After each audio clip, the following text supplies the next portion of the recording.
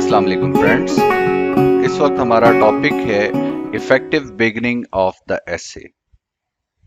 अब एक तो क्वेश्चन ये पैदा हो जाता है कि बिगनिंग ऑफ द एसे वैसे ही मसला है कि उसको शुरू कैसे करें, और दूसरी बात ये है कि उसमें क्वेश्चन ये पैदा हो गया कि वो बिगनिंग हो भी इफेक्टिव। तो इसके लिए बजाय इसके पिछले लेक्चर की तरह मैं अफलातून नहीं कहूँगा, बजाय इसके कि हम लंबी चौड़ी डिटेल में जाएं, हम टू दी पॉइंट बात करते हैं कि इफेक्टिव बिगनिंग के लिए हमारे पास रूल्स क्या हैं, नंबर वन।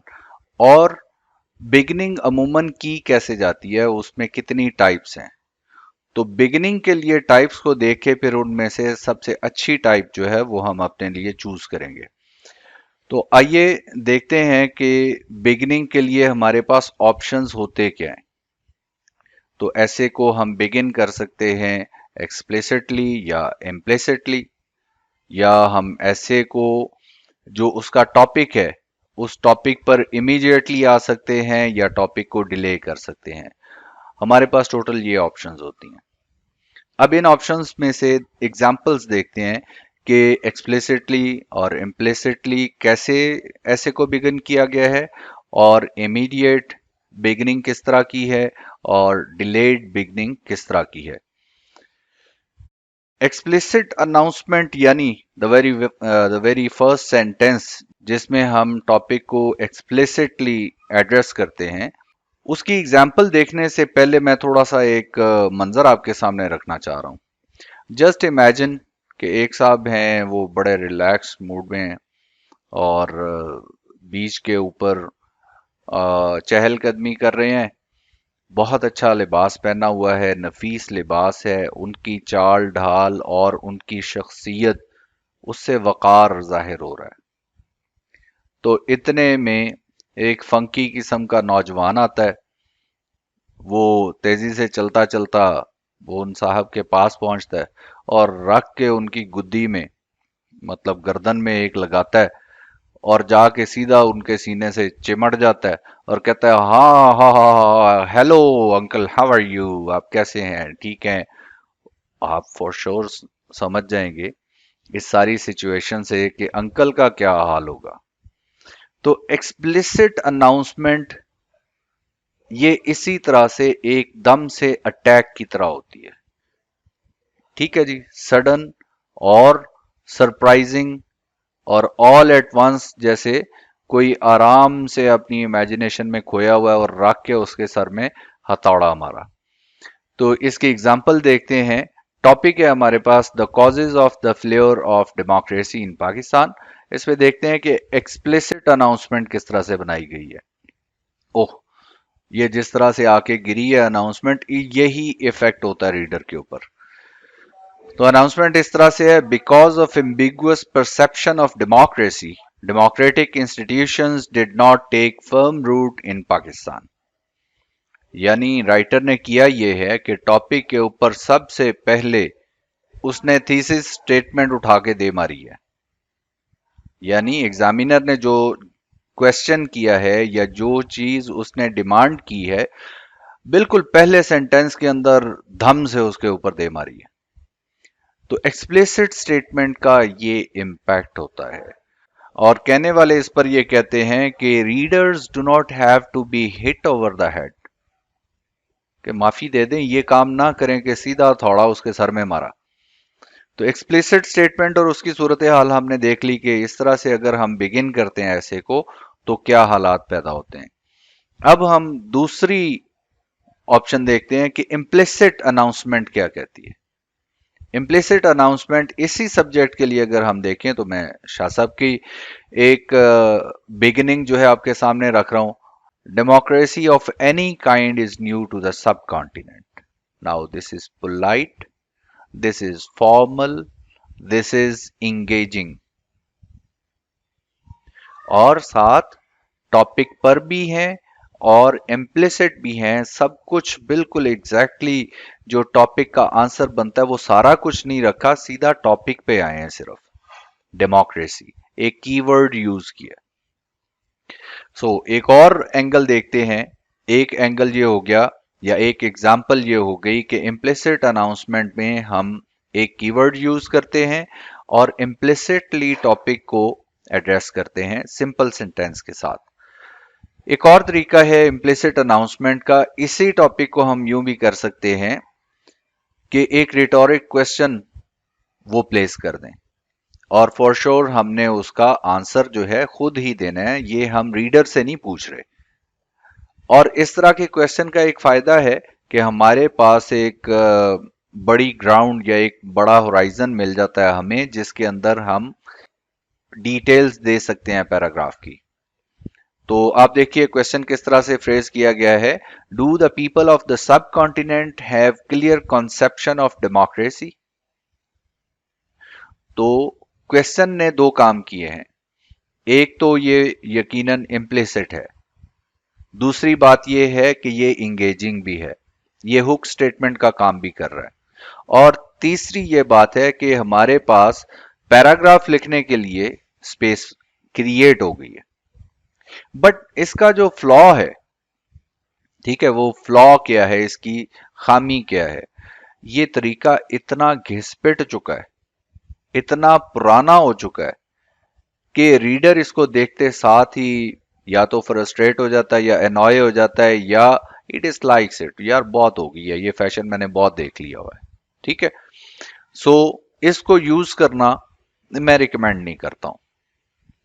अच्छा, नेक्स्ट हम देखते हैं कि हम एक और तरीके से इम्प्लिसिटली अपने सब्जेक्ट को अप्रोच कर सकते हैं, और वो क्या है, हम कोई कोटेशन दे दें या उसकी जगह पर हम कोई डेफिनेशन दे के स्टार्ट कर लें। बट इसमें भी वही हालात हैं, ये तरीका इतना घिस पिट चुका है, जैसे कोई भी बंदा आप में से आउटडेटेड फैशन जो है वो अडॉप्ट नहीं करना चाहेगा। इसी तरह से ये आउटडेटेड हो चुका हुआ है, घिस पिट चुका हुआ है। तो डेफिनेशन से या किसी कोटेशन से स्टार्ट करना ये बहुत पुरानी बात होगी, अब इसकी जान छोड़ दें। और इसमें एक और खराबी होती है कोटेशन के अंदर। कोटेशन में हम कीवर्ड से कीवर्ड मैच करके कोटेशन लिख देते हैं, लेकिन उसमें प्रॉब्लम ये हो जाती है अक्सर औकात के जो हमारा टॉपिक है, जो हमारा टाइटल है, उसको वो कंप्लीटली जस्टिफाई नहीं करती कोटेशन। एक आध कीवर्ड मिलता जुलता तो होता है, लेकिन पूरी कोटेशन जो है वो कहीं ना कहीं शायद कंट्राडिक्ट कर रही होती है हमारे टॉपिक के साथ। एज अ रिजल्ट हम वहां पे सेंसिबल बंदे की बजाय नॉनसेंस होके अपीयर होते हैं। तो एक इसकी खामी और ये है, even if you find a very good quotation कि वो आपके टॉपिक को जस्टिफाई भी कर रही हो, तो फिर भी इसको इस्तेमाल करने के लिए मैं सजेस्ट नहीं करता इस टेक्निक को, क्योंकि ये बहुत घिस-पिट चुकी है, बहुत पुरानी हो चुकी है। अब एक्सप्लिसिट और इम्प्लिसिट अनाउंसमेंट हमने देखी, अब देखते हैं जनाब कि इसका नतीजा क्या निकला, कि एक्सप्लिसिट और इम्प्लिसिट अनाउंसमेंट के नतीजे में क्या होता है। तो एक्सप्लिसिट अनाउंसमेंट हमने देखा कि वो हथौड़े की तरह जाके सर में लगती है।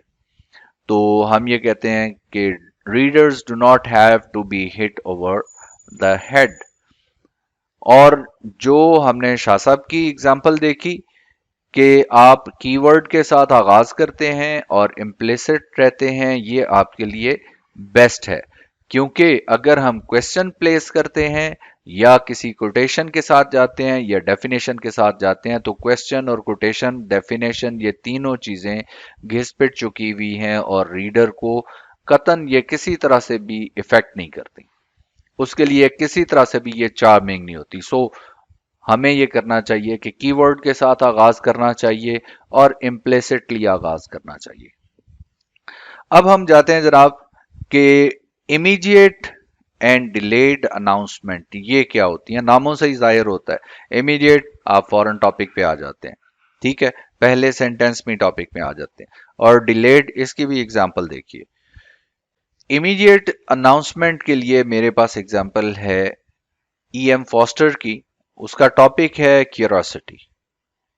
तो वो क्या करता है, पहले सेंटेंस में ही अपने टॉपिक पे आ जाता है। उसका आगाज, उसकी बिगिनिंग देखिए curiosity is one of the lowest human faculties.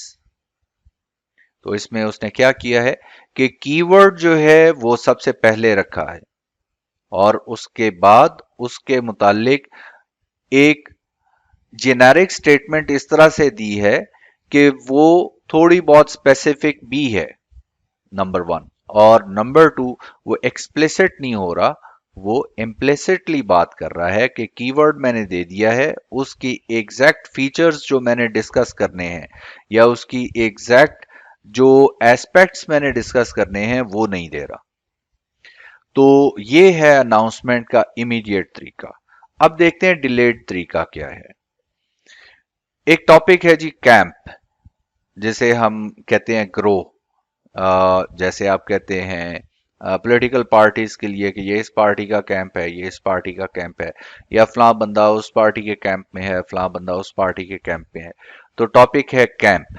तो देखिए इसकी बिगिनिंग कैसे की गई है। अब इंतजार फरमाइए, बड़े आराम से आगाज होगा। ठीक है, जैसे ये हमारा टेक्स्ट अपीयर हुआ है, आहिस्ता आहिस्ता बैठे हैं, सो जाएं, कॉफी पी लें और फिर इंतजार फरमाएं कि टॉपिक कब आता है। इसको हम कहते हैं डिलेड अनाउंसमेंट। जरा पढ़ के देखिए ये कितनी डिले हो रही है और क्या हो रहा है। Many things in the world have not been named, and many things, even if they have been named, have never been described. One of these is sensibility, unmistakably modern, a variant of sophistication but hardly identical with it, that goes by the name of camp. अब आप देखिए कि 50 अल्फाज लिख लेने के बाद जो दाएं बाएं की हाँक रहे हैं, इधर उधर की मार रहे हैं जिसे हम कहते हैं, उसके बाद जाके उसने एंड ऑफ द सेंटेंस पे जाके जो कीवर्ड है वो इस्तेमाल किया है। इस तरह की जो अनाउंसमेंट है इसको हम कहते हैं डिलेड अनाउंसमेंट। और डिलेड अनाउंसमेंट का नुकसान क्या होता है कि रीडर, उसके पास इतना टाइम नहीं है, इतना फालतू दिमाग नहीं पड़ा हुआ कि वो दुनिया जहान की दास्तानें सुने, अलिफ लैला की दास्तान भी उसमें हो और वगैरह वगैरह, और फिर आधे घंटे के बाद जाके उसको पता चले जनाब टॉपिक ये है, या हम टॉपिक के मुतालिक ये कहना चाहते हैं, या हमने टॉपिक अब स्टार्ट किया है। ठीक। सो डिलेड अनाउंसमेंट ये भी इंतहाई नुकसानदेह है। तो अब हम देखते हैं कि हमने इस सारी डिस्कशन में सीखा क्या है।